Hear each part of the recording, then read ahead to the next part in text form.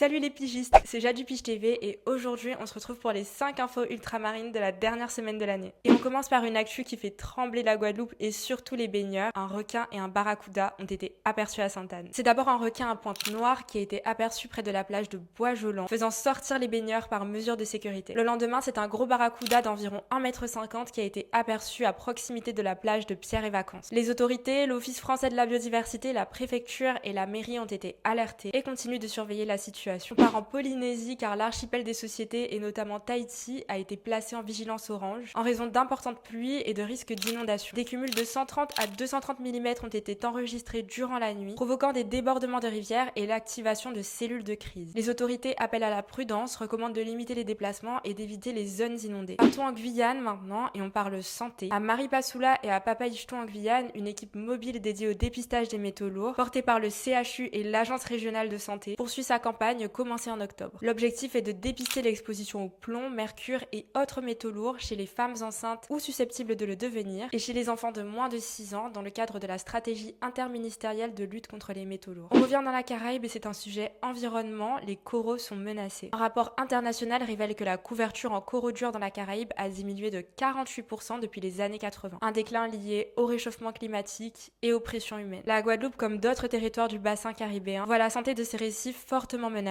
ce qui a de lourdes conséquences sur la biodiversité marine et les écosystèmes littoraux. On finit sur un sujet de technologie en Martinique car EDF mise sur l'IA pour moderniser le réseau électrique. En effet, une opération innovante a été lancée sur les lignes haute tension entre le Lorrain et le Marigot en utilisant l'intelligence artificielle pour diagnostiquer rapidement les zones sensibles du réseau électrique vétuste. Des drones sont également utilisés pour repérer les câbles défectueux afin d'améliorer la qualité de fourniture d'électricité pour les abonnés. Nos îles ne sont donc pas en reste face aux nouvelles technologies. C'était les 5 infos ultramarines de la semaine. Je vous souhaite un excellent week-end, de très bonnes fêtes et on se retrouve en 2026 pour toujours plus d'actu.